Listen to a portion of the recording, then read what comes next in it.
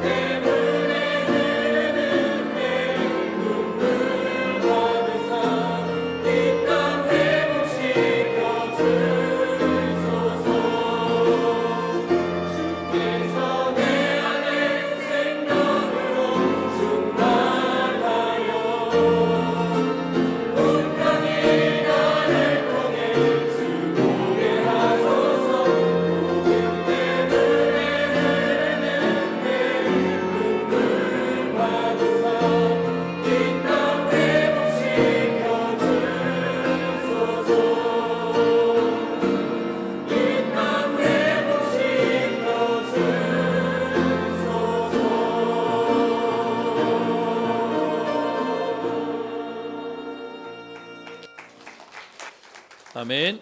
귀한 찬양 감사합니다. 오늘도 예배 자리에 오신 여러분들을 주의 이름으로 축복합니다. 옆에 있는 분에게 인사하겠습니다. 그리스도가 모든 문제를 끝내셨습니다. 오늘 예배를 통해 세임 얻는 여러분 되시기를 주의 이름으로 축복합니다. 여러분, 우리가 배워야 할 것은 사실은 유치원 때 이미 다 배웠는지도 모릅니다. 우리가 수학도 어마어마하게 이렇게 미분, 적분 이렇게 배우지만 우리의 실생활에 특별히 공학자들 아니고서는 사실 잘 쓰일 일도 없기도 합니다. 여러분들과 말씀을 나누는데 여러분 말씀을 잘 들어보시면 성경이 이렇게 두껍지만 성경은 계속 한 가지 얘기를 꺼내고 있습니다. 만 가지 우리 안에 일들이 있어도요, 사실은 인간의 근본 문제는 분명하게 하나라고 얘기하고 있습니다. 인간의 근본 문제, 제가 여러 번 말씀을 드리지만 많은 분들이 알고 있다고 생각하는데 사실은 정확하게 모릅니다. 여러분, 교회를 비롯해서 많은 현장에서는 인간의 근본 문제를 뭐라고 얘기하냐? 죄 문제라고 얘기합니다. 그래서 그 죄 문제에 대해서 죄 지었기 때문에 죄에 대한 대가로 사형을 주자 말자, 된다 안 된다라고 얘기하면서 죄에 대한 결과를 자꾸 처리하는데 세상은 관심이 있습니다. 근데 여러분, 아무리 형벌을 무겁게 내려도요, 인간의 문제가 죄라고 생각하면 그 죄에 대한 결과만 따지지 죄를 짓게 하는 이유를 찾지 못하는 겁니다. 여러분, 죄보다 더 무서운 건요, 죄에 따르는 결과입니다. 그래서 여러분, 우리는 성경에서 무엇을 보냐? 인간의 근본 문제는 죄 문제라고 말하지 않고 세 가지 문제라고 얘기합니다. 그게 뭐죠? 인간이 하나님을 떠난 원죄 문제, 그리고요, 그 원죄 문제로 인해서 하나님을 떠나게 되었고요, 그 하나님을 떠난 결과 인간은 소속이 바뀌어 사단에게 장악되는 것임을 얘기하고 있습니다. 여러분, 이 세 가지는 사실은 순서만 바뀌지 이렇게 저렇게 설명할 수 있는 겁니다. 그래서 여러분, 인간에게 있는 근본 문제를 제대로 안다면 우리는 우리의 삶에 대한 많은 것들이 달라지게 될 것입니다. 여러분, 아무리 죄를 안 지으려고 애를 써도요, 인간은 죄 지을 수밖에 없어요. 왜요? 사단에게 장악됐으니까요. 여러분, 인간은 그 죄 문제를 해결해 보려고 몸부림치지만 안 돼요. 왜요? 하나님 떠났기 때문에요.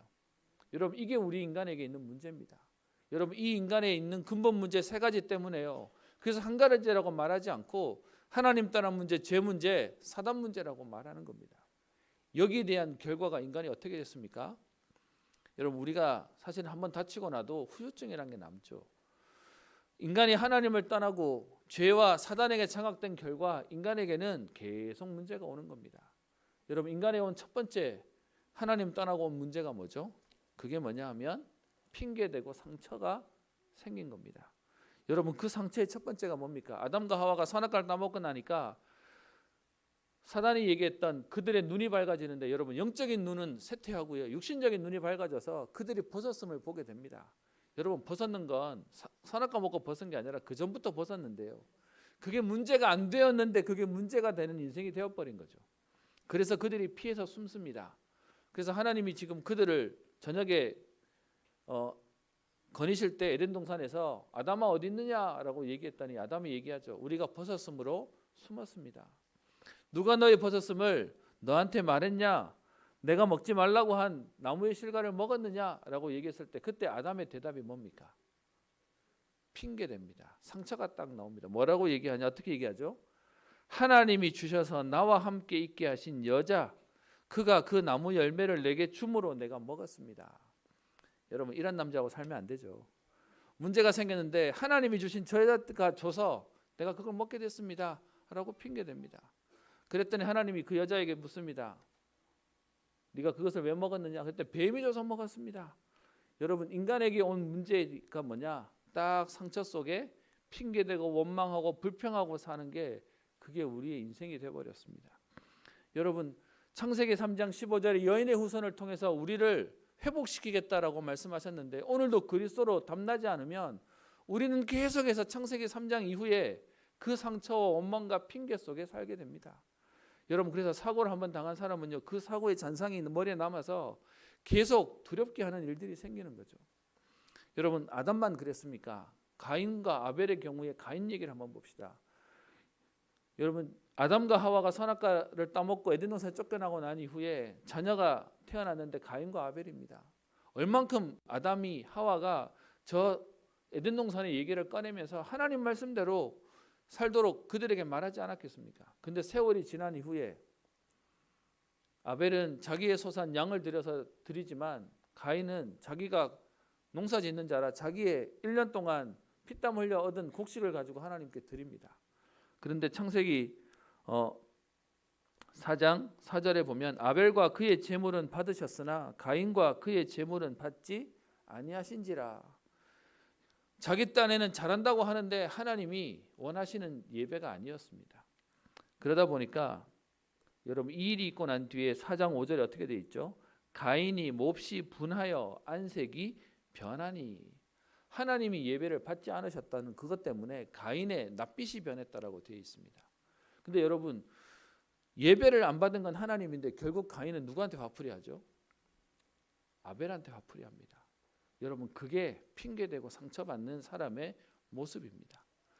여러분 복음으로 치유 안 되면 계속해서 내가 상처받았다고 얘기하는데 그 상처를 또 남에게 해서 나는 피해자지만 사실은 또 누군가의 가해자가 되는 인생으로 계속 어려움 속에 살게 됩니다. 여러분 그 이후에 다시 하나님이 셋을 통해서 후대를 만들어서 우리 노아 시대가 오잖아요. 여러분 노아 시대 때 또 하나님의 아들들이 타락해서 그래서 사람의 딸들의 아름다움을 보고는 육체가 되어버리고요. 그래서 그들을 물로 심판하고 난 이후에 하나님이 무지개를 통해서 다시는 물로 심판하지 않겠다라고 해서 창세기 10장에 가면 족보 얘기가 나오면서 하나님이 인간을 또 풍성하게 번창시킵니다. 근데 여러분 그렇게 번창한 인간이 또 상처 속에 잡히죠. 바벨탑 지으면서 뭐라고 얘기합니까? 우리가 만든 탑으로 하늘 꼭대기에 닿게 하여 우리 이름을 내고, 그러면서 그 다음 얘기가 뭡니까? 온 지면에 흩어짐을 면하게 하자. 하나님이 홍수를 통해 인간을 멸하셨지만 분명히 창세기 9장 11절에 다시는 홍수로 모든 생물을 멸하지 않겠다라고 얘기했고요. 그리고 그 뒤에 땅을 멸할 홍수가 다시 있지 아니하니라라고 분명히 하나님이 약속하셨습니다. 그런데도 불구하고 여러분 그들이 받은 그 옛날 얘기를 들으니까 또 상처 속에 있으니까요. 우리가 그걸 대비하려면 세상 말로 말하면 계속 헛짓하고 있는 거죠. 하나님 안 하시겠다고 얘기하는데요.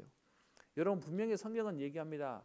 다시는 물로 인간을 멸하지 않겠다. 모든 생물을 멸하지 않겠다고 되어 있습니다. 여러분 이 말씀은 성경 말씀 잘 보셔야 돼요. 지금도 우리 현장에 홍수 때문에 사람 죽잖아요. 근데 여기서 말하는 의미가 뭐죠? 홍수가 없다고 말하지 않고 홍수로 모든 생물을 멸하는 일은 없다라고 얘기한 겁니다. 저는 지금도 환경에 대해서 중요하다고 생각합니다. 그런데 그 환경학자들이 주장하는 것 중에 하나가 뭐냐? 지구온난화가 오면 기온이 높아져서 저 북극과 남극에 있는 모든 물이 녹으면 그러면 이 땅에 다 찰 거라고 얘기하죠. 저는 죄송합니다. 환경 보호는 해야 되지만 그런 일은 있지 않을 겁니다. 왜요? 하나님이 약속하셨잖아요. 그렇다고 우리가 막 살자고 얘기하는 게 아닙니다. 분명한 건 하나님은 약속하셨는데 우리가 자꾸요, 이거 뻘짓거리라고 해야 되나요? 쓸데없는 자꾸 상처 속에 이거 대비 저거 대비 이러면서 살게 되는 겁니다. 그래서 여러분 오늘 우리가 이 상처 속에 있는 현장을 보고 우리 속에 있는 이 상처를 보고 오늘 복음 앞에 다시 회복돼야 되겠습니다. 그래서 여러분 우리가 가장 힘든 사람이 어떤 사람이냐? 어려움 당한 사람 아니에요. 어려움 속에서도 믿음 가지고 있는 사람은 같이 기도할 수 있는데요. 어려움 당했다는 그 이유로 상처 속에 있는 사람은 대화하기가 너무 어려워요. 어떤 면에서는 다가가기도 너무 어려워요. 내가 상처받았다고 얘기하면서 또 다른 사람들을 공격하기에 사실은 우리가 사역하기가 너무 어려운 것들도 보게 됩니다. 그래서 오늘 저와 여러분들이 예배 속에 여러분 모든 사람이 상처가 있어요. 상처가 없는 사람은 아무도 없는데 그 상처 속에 여전히 매여 있을 거냐? 오늘 복음으로 우리가 치유되어 또 다른 사람을 살리는 전도자의 응답을 누릴 거냐? 이것이 오늘 우리가 예배 속에 받아야 할 응답일 겁니다. 사실 오늘 여러분과 읽었던 사사기 12장에 있는 내용은 11장에 입다의 그 전쟁을 통해서 암몬 족속을 이기는 내용 이후에 연결되어지는 부분입니다. 우리가 말씀을 읽고 난 뒤에 항상 아멘으로 우리가 화답하지만 오늘 사실 말씀은 12장 전체에 있는 내용인데요. 아멘이라고 말하기에는 내용이 너무 안 좋은 내용이에요. 왜 그럴 수밖에 없는지를 한번 말씀을 통해 확인해 보도록 하겠습니다. 여러분, 지난주에 이스라엘 백성들이 암몬 조선으로 어려움을 당하다가 암몬 족속이 이스라엘을 쳐들어와서 전쟁을 치를 수밖에 없었고요. 그 전쟁 가운데 입다라고 하는 사사를 통해 하나님은 전쟁에 승리하게 하셨습니다. 근데 여러분, 그 응답 이후에 여러분, 상처는 우리가 응답받았다고 상처가 없는 것도 아니에요. 응답받아 놓고도 상처가 우리를 또 무너뜨리기도 하고요. 그 상처가 응답이 오기 전에도 우리를 넘어지기도 합니다. 그런데 오늘 12장에는 그 응답 이후를 말하고 있는데요. 전쟁에 승리하고 집으로 돌아왔는데 여러분, 지난주에 각인 뿌리 체질 얘기하면서 입다가 하나님이 사용하셨지만 가지고 있었던 그 각인 뿌리 체질 때문에 자기의 딸을 이신제사로 드릴 수밖에 없는 안타까운 내용을 봤는데요. 그리고 난 이후에 지금 돌아섰는데 에브라임 사람들이 오늘 입다를 찾아옵니다. 여러분, 에브라임 지파는 요단강을 기준으로 해서 그 서편에 지금의 이스라엘 사람들이 살고 있는 땅에 에브라임 지파가 있었어요. 여기서 말하는 길르앗 우리 입다의 지파 사람들은 요단 동편에 있습니다. 그래서 이들을 찾아오려고 하면 굳이 번거롭게도 요단강을 건너와야 되는 사람들이에요. 근데 건너와서 오늘 뭐라고 시비를 겁니까? 입다에게 이르되 내가 암몬 자손과 싸우러 건너갈 때에 어찌하여 우리를 불러 너희와 함께 가지 아니하였느냐. 그러면서 지금 전쟁을 치룰 때는 안 도와줘 놓고서는요, 전쟁이 승리하고 끝나고 나니까 왜 우리는 전쟁에 참여하도록 기회를 안 줬냐, 왜 우리 안 데려갔는데 라고 시비를 거는 정도가 아니고요. 어떻게 말하냐? 우리가 반드시 너와 네 집을 불사르리라. 여러분, 이게 가당키나 한 겁니까? 이스라엘 12지파를 대신해서 사사로 세워진 오늘 입다가 전쟁을 치러서 승리하고 왔으면 수고했다 격려해도 못할 판에 지금요, 왜 우리는 안 데려갔는데 라고 하면서 싸우자라고 해서 군인을 데리고 와서 너와 네 집을, 너희 가문을 죽이겠다라고 얘기하는 겁니다. 근데 여러분, 이 안타까운 내용이 사실은요, 오늘 12장에만 있는 게 아니라 앞에 기드온 때 똑같이 있었습니다. 8장에 한번 가볼까요? 우리가 너무 잘 알고 있는 기드온의 300 사람을 데리고 미디안과 싸웠던 내용이 있는데 8장 1절을 보세요. 에브라임 사람들이 기드온에게 이르되, 그 전쟁을 이기고 돌아왔을 때인데 또 에브라임 사람들이 올라오죠. 그리고는 네가 미디안과 싸우러 갈 때 우리를 부르지 아니하였으니 우리를 이같이 대접하면 어찌 됨이냐 하고 또 다퉈요. 여러분, 아주 그냥 상습범이에요. 고질적으로 이렇게 합니다. 그런데 그때 이 시비를 거는 에브라임을 놓고 기드온은 어떻게 얘기하냐? 2절에 보면 에브라임의 끝물 포도가 아비에셀의 만물 포도보다 낫지 않냐? 너희가 우리보다 훨씬 훌륭하지 않냐? 그래서 3절에 미디안의 방백, 미디안의 장군 오렙과 세입은 너희들이 다 잡지 않았냐? 그래서 내가 한 일보다 당신이 한 일이 훨씬 더 크다라고 말하면서 3절에 이게 비교가 되겠냐? 그랬더니 기드온의 이 말을 하매 그들이 어떻게 해요? 노여움이 풀리니라. 그래서 여러분, 기드온은 원래 소심했던 사람이잖아요. 그래서 막 하나님에서 몇 번이나 물어보고 그 타작할 때도 저 포도주 턴 안에 들어가서 했던 사람. 그러니까 다툼이 일어나는 게 싫어서 그냥 말로 사실 이렇게 위로하고 넘어간 거예요. 근데 여러분, 오늘 12장에 돌아와서요, 입다의 경우에 또 전쟁을 치르고 이기고 왔는데 또 이 에브라임 지파 사람이 또 똑같이 얘기합니다. 여러분, 이러려면 에브라임 지파 사람들이 왜 이러는지를 이해해야 되겠죠.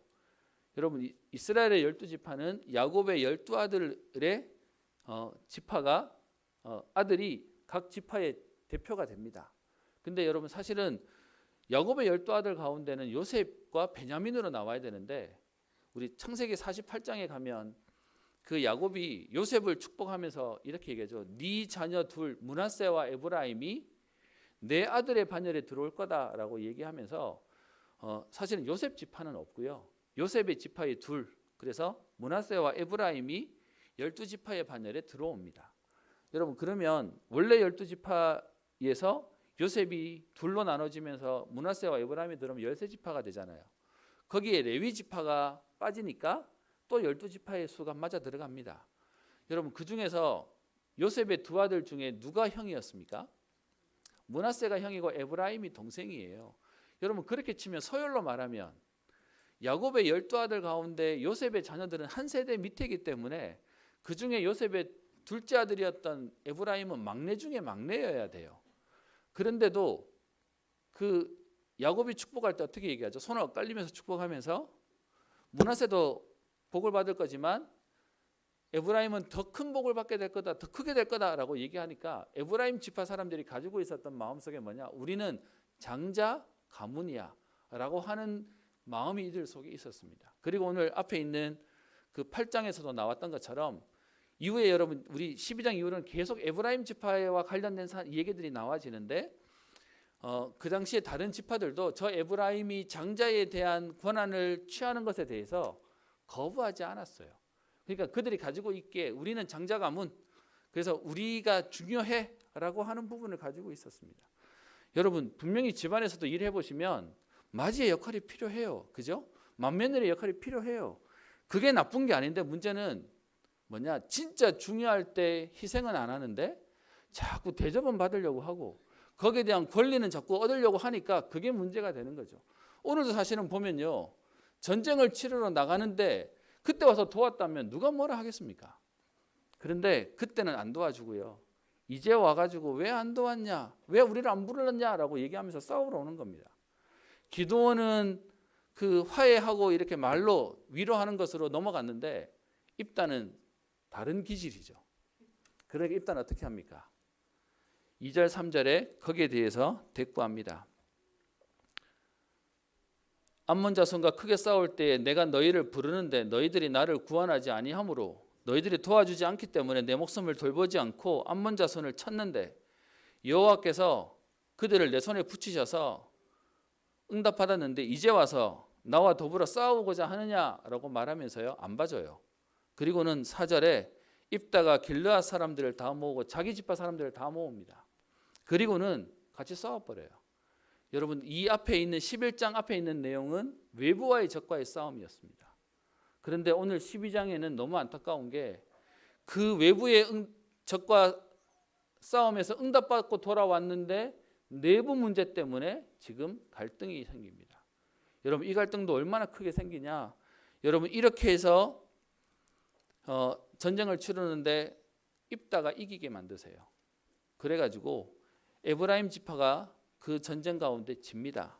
그래서 5절 6절에 보면 그 과정을 설명하는데 여러분 아까 제가 얘기했던 요단강을 기준으로 해서 서편에 있었던 에브라임과 동편에 있었던 지금 입다의 가문을 갓 지파라고 말하는 분이 계시고 아니면 므낫세라고 얘기하는데 그냥 길르앗 사람이라고 말하다 보니 학자들마다 견해가 조금 다르지만 분명한 오른쪽에 있었습니다. 그리고 암몬 자손은 더 오른쪽에 있었기 때문에 후방에 있었던 에브라임이 전방에서 지금 전쟁을 치르는 그 입다의 지파와 또 연합하던 사람들을 사실은 도와줘야 되는 게 맞습니다. 근데 전쟁에서 치껏 치렀더니 후방에서 와가지고 왜 우리는 안 불렀어?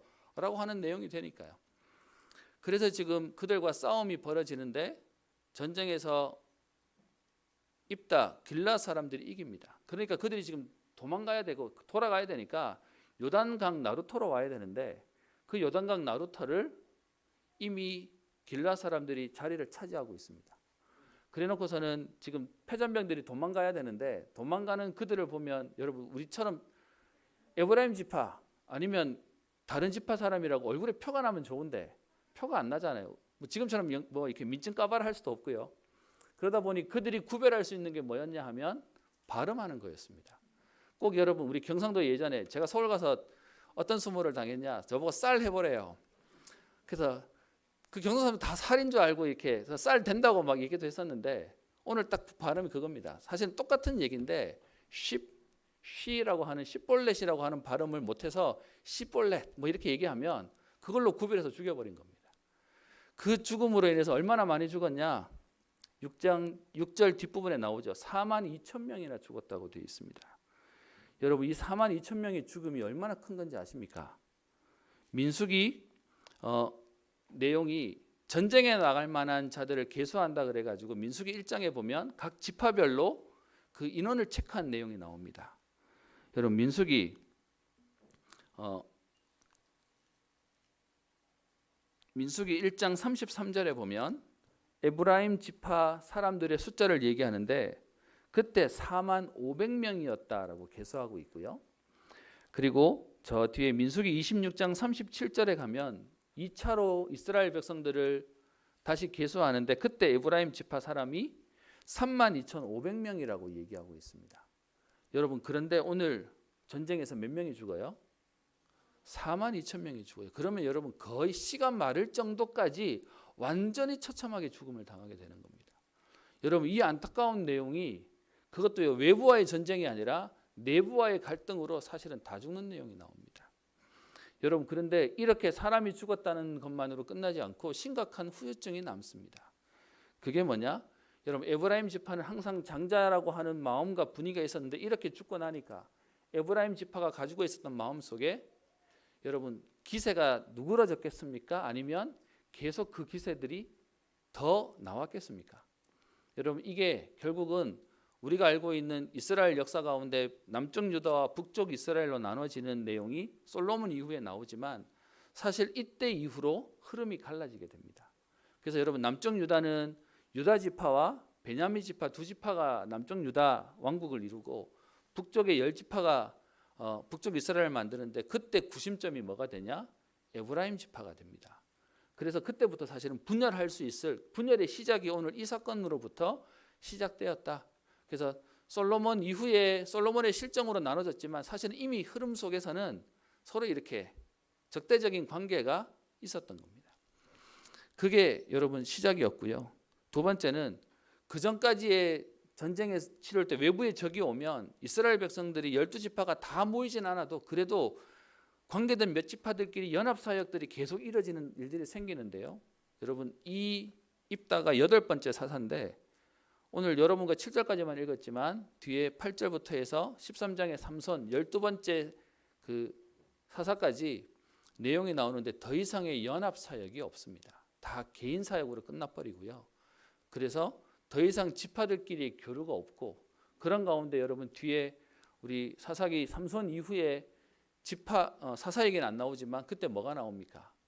자기들끼리 베냐민 지파를 죽이는 일이 생기고 자기들끼리 분열하는 일이 생기면서 사실은 이스라엘의 분열의 시작들이 되어지는 시작이 되어집니다. 그리고 여러분 오늘 이 본문 속에 보면 안타까운 내용이 여러분 보시기에 입다가 잘한 것 같습니까? 잘못한 것 같습니까? 여기에 대해서 본문을 설명하는 많은 우리 설교가들과 신학자들도 견해가 다릅니다. 에브라임의 오만함을 꺾었다라는 말도 있는 반면에 입다의 성질이 저 기드온처럼 봐주지 않는 사람이라 이 내분을 만들었다라는 말도 있습니다. 누가 잘했냐 못했냐를 떠나서 어쨌든 분명한 건 이스라엘의 분열은 시작되어 버렸습니다. 그 안타까운 내용들이 그 후에 어떻게 이해가 되냐? 여러분 18절부터 뒤에 15절까지 있는 내용 속에 보면 그 다음 9번째, 10번째, 11번째 사사들의 이름이 나옵니다. 근데 여러분 이들의 사사들의 기록이 어떻게 되어 있습니까? 9절에 나오죠. 입산이라고 하는 사람이 출신을 얘기합니다. 베들레헴의 입산, 베들레헴이라고 하는 지역에 있던 입산이 사사가 되었는데 9절에요. 기껏 해봐야 뭔 얘기만 나옵니까? 가정 얘기 나옵니다. 아들, 딸 30명 낳았는데 그들을 그냥 결혼시켰다. 그걸로 끝이에요. 그리고요 뒤에 11절에는 엘론 사람이 사사가 되었는데 여러분 이 사람은 아무 얘기도 없어요. 한 일이 아무것도 기록 안 돼 있어요. 사사들 12명의 사사들 가운데 가장 짧은 간략하게 기록되어져 있는 사사였고요. 그리고 13절부터 15절에 나오는 11번째 사사 엘론이라고 하는 압돈이라고 하는 사사는 뭔 얘기 나옵니까? 아들 40명이고 손자는 30명이었는데 그 뒤에요. 어린 낙이 70마리를 탔더라. 여러분 이건 개인의 얘기와 그리고 이런 부와 권력이 있었어. 이거로 끝나버리는 겁니다. 무슨 말이죠? 영적인 건 전혀 없이 육신적인 안타까움과 흐름에 대한 얘기를 꺼냅니다. 여러분 저는 오늘 12장에 있는 얘기를 가지고 여러분들과 함께 이 얘기를 말하고 싶습니다. 에브라임 지파의 실수를 얘기합니다. 그리고는 뒤에 사사 3명에 대한 얘기를 꺼내면서 사사의 실수를 얘기합니다. 여러분, 이 본문에서 우리에게 하려고 하는 내용이 뭡니까? 복음으로 우리가 회복되거나 치유되지 않으니까 우리 안의 다툼과 다른 것으로 완전히 무너지고 있는 내용을 말하고 있습니다. 8절부터 10절에 나오는 입산이라고 하는 사사는 그냥 그의 가족, 여러분 사사로 세웠다는 얘기는 하나님이 하시는 구원과 역사들을 이루는 일에 쓰임받는 사람이잖아요. 근데 거기에 대한 기록은 하나도 없고요. 뭔 얘기 나오죠? 그냥 그 가족들과 함께 잘 살았더라. 뭐 이걸로 끝나는 거예요. 뒤에 저 13절 14절에는 여러분 사사로 되니까 대표적인 권력이 있었겠죠. 그런데 그 권력 때문에 낙이 70마리나 탔더라. 뭐 이러면서 그냥 잘 먹고 잘 살았더라 라는 얘기로 끝나버립니다. 근데 여러분 진짜 중요한 하나님 일과 상관없는 인생들을 살아가고요. 그리고 더 안타까운 건 여러분 이제 다음 주에 보게 될 13장에 삼손 얘기가 나오는데 사사로 쓰임 받았지만 여러분 삼손 얘기 알잖아요.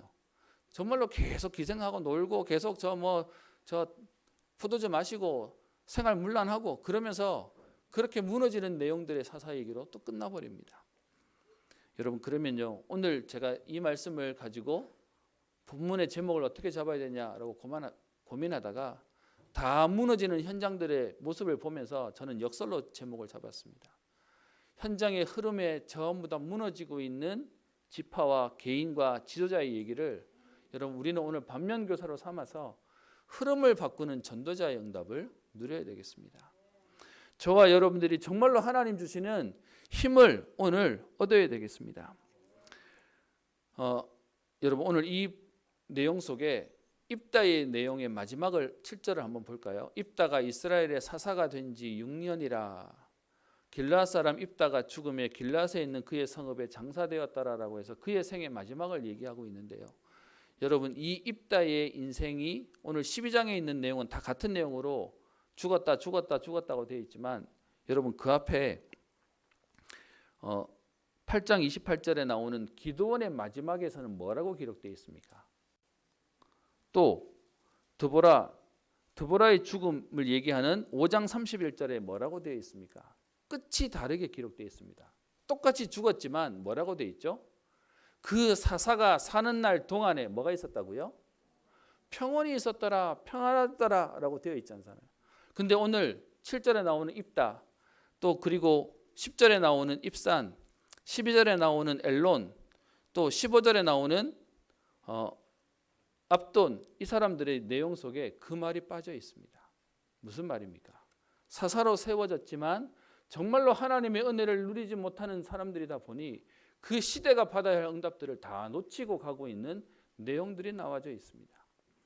오늘 저와 여러분들이 이 자리에 지금 사실 또 코로나가 또 확산된다고 또 다시 또 재유행된다고 여러 말들이 있습니다.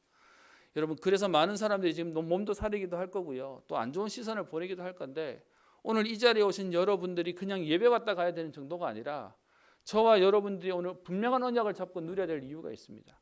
흐름을 바꿔야 됩니다. 여러분 우리에 있는 이 영적인 분위기를 바꾸는 하나님의 응답을 누려야 되겠습니다. 여러분 그 비밀을 놓치면 여러분 우리가 그냥 살다 죽었더라. 만약에 여러분 오늘 우리의 인생의 기록이 사사기에 있는 인생처럼 어디 출신 누구가 사사가 되어서 그래서 어떻게 살다가 어떻게 죽었다라는 기록이 나와진다면 여러분 기록이 없는 우리의 인생으로 가겠습니까? 아니면 잘 먹다 살다 갔다는 얘기처럼 육신적인 얘기하는 걸로 기록되는 걸로 끝나겠습니까? 아니면 정말로 여러분 우리가 하나님 일에 이런 일에 하나님이 쓰임받게 하셨고 주역이 되게 하셨다라고 여러분 그 응답들을 누리는 주인공으로 살다 가시겠습니까? 여러분 성경에 보면 흐름을 바꾸는 사람들의 얘기가 나옵니다. 여러분 아브라함 그 당시에 갈대아 우르는 문명의 발생지였고 세상적으로 말하면 이미 발전한 도시였습니다. 근데 여러분 거기를 떠나서 하나님이 지시하는 갈대아 우르로 온다는 이 내용은 쉬운 내용이 아닙니다. 어떤 면에서 여러분 남들과 다른 인생 흐름이 바뀐 겁니다. 그 일에 인도받았던 아브라함을 하나님은 믿음의 조상을 세우셨죠. 여러분 우리가 알고 있는 요셉도요. 하나님이 주시는 사인이 요셉에게만 있고 나머지는 없었겠습니까? 모든 개인에게 하나님 계획이 있는데요. 그런데 요셉이 하나님 주신 그 비전을 가지고 형들에게 얘기하고 부모에게 얘기하는데 여러분 그 형들의 반응이 뭐죠? 그 하나님의 비전을 무시했습니다. 비웃었습니다. 정말로 그렇게 되겠냐라고 얘기했죠. 하나님의 말씀을 다들 그냥 귓등으로 들었어요. 그나마 야곱만 어떻게 해요? 그 말을 마음에 간직하였더라 정도 되지 사실은 그 누구도 여러분 하나님 말씀대로 살지 않는 거예요. 근데 거기에 요셉은 어떻게 해요? 그게 그에게 언약으로 담기고 그 말씀을 붙잡고 인도받았더니 노예로 가도 괜찮고요. 감옥에 가도 괜찮은 인생의 응답을 누리고 심지어 총리가 되었는데도 불구하고 여러분 그의 인생의 마지막은 무너지지 않았어요. 우리는 자꾸 요셉이 총리된 것이 우아라고 얘기하지만 여러분 응답받고 무너지면 여러분 그건 축복 아니고 저주잖아요. 진짜로 요셉이 누렸던 응답은 뭐냐? 총리가 된 게 아니라 총리가 되어서도 여전히 하나님의 은혜 속에 있었습니다. 여호수아와 갈렙 여러분 12명의 정탐꾼 가운데 10명이 다 안 된다고 얘기하는데요. 그래서 그 안 된다는 얘기를 듣고 온 이스라엘이 울고 불고 그래서 모세를 때려 죽이겠다고 어떤 면에서는 지금 돌아가자고 얘기하고 새로운 지도자를 뽑아야 되는 그 상황 가운데 여호수아와 갈렙은 다른 얘기를 합니다. 여러분 그 두 사람이 결국은 가나안 땅을 밟게 됐죠. 여러분 사무엘 내용을 보면 사무엘 3장에 무슨 내용이 나옵니까? 말씀이 희귀하고 이상이 없어졌던 시대에 사무엘은요 하나님의 말씀을 들었던 사람이고 그 하나님 앞에 언약궤 곁에서 기도하던 사람이었습니다. 저는 우리 은평교회에 많은 응답들 여러분 아니요 우리에게 필요한 건 정말로 하나님 주시는 힘 가지고 흐름을 바꿀 응답의 주역으로 서는 겁니다. 여러분 이 응답을 누리는 사람이 뭐죠? 그리스도로 결론난 사람이요. 저는 이번 주에 유튜브 하나를 봤는데 제 마음에 너무 남는 내용이었습니다. 사실 몇 번 예배 때마다 제가 언급했었는데요. 한국에 온 유대인 박사입니다. 그래서 극동방송에서 이 박사를 만나서 인터뷰하는 내용인데요. 그 인터뷰의 내용 가운데 왜 유대인들이 예수 믿는 게 어렵습니까? 라고 하는 질문을 했더니 그분이 본인의 얘기를 꺼내면서 자기도 사실은 유태인이라 예수를 믿지 않았는데 어느 날 예수님이 나를 만나주셨다라고 하면서 유태인들이 예수 믿기 어려운 이유를 몇 가지 나열했습니다. 그 첫 번째가 뭐냐? 강경한 유일신론자들이기 때문에 그렇다. 여러분 오직 여호와는 하나님 한 분밖에 없다라고 믿다 보니까 우리가 그렇게 고백하는 하나님의 아들 예수님이라고 하는 부분을 받아들일 수 없대요. 하나님인데 무슨 또 무슨 예수라고 하는 신이 있냐라고 얘기한다는 겁니다. 이 사람들은 삼위일체가 뭔 말인지 모르는구나. 그래서 하나님 여호와만 믿어야 된다고 얘기하다 보니 예수라고 하는 신을 받아들이는 거에 자기들 입장에서는 안 맞다는 거예요. 어설프게 아니까 복음을 제대로 못 받아들이는구나. 그게 첫 번째였고요. 두 번째는 뭐냐? 그렇게 해서 유대인들이 예수님을 잡아 죽였잖아요. 그랬더니 그 이후에 중세시대까지 오는 기독교 문화 가운데 유대인들은 계속 핍박받았대요. 너희들이 예수님 죽였잖아 라고 얘기해서 기독교인에게 받은 상처가 예수를 믿게 하는데 어렵게 만든다는 거예요. 제가 그 얘기를 들으면서 우리는 쉽게 생각했는데 여러분 우리고 유대인도 예수 믿고 돌아오기를 바랬지만 우리의 시선과 눈빛이 그들에게는 이게 상처가 될 수 있었겠다라는 부분도 보였습니다. 실제로 여러분 히틀러도 그랬답니다. 우리가 알기에 나치 독재자라고 알고 있지만 예수님을 잡아 죽인 저 유대인들은 멸망받아야 될 족속이야라는 명분 가지고 다 죽여버렸답니다. 그래서 그 두 번째 이유도 그것 때문에 어렵다는 겁니다. 세 번째 뭐가 때문에 안 되냐? 그들이 절대적으로 신뢰하는 랍비를 신뢰하는데 랍비가 인정하지 않는 예수를 자기들이 믿을 수 없다는 거예요. 제가 이 얘기를 들으면서 이거 잘못하면 꼭 우리 교회에서 목사님 따라가지고 목사님 믿으면 가고 목사님 안 믿으면 하는 거하고 똑같구나. 그래서 랍비가 안 믿기 때문에 자기들은 받아들이기 어렵다는 겁니다. 그리고요 네 번째가 뭐였냐? 자기들이 있는 공동체에서 1500만 명이 넘는 유대인들 가운데 단 2%만 예수 믿는답니다.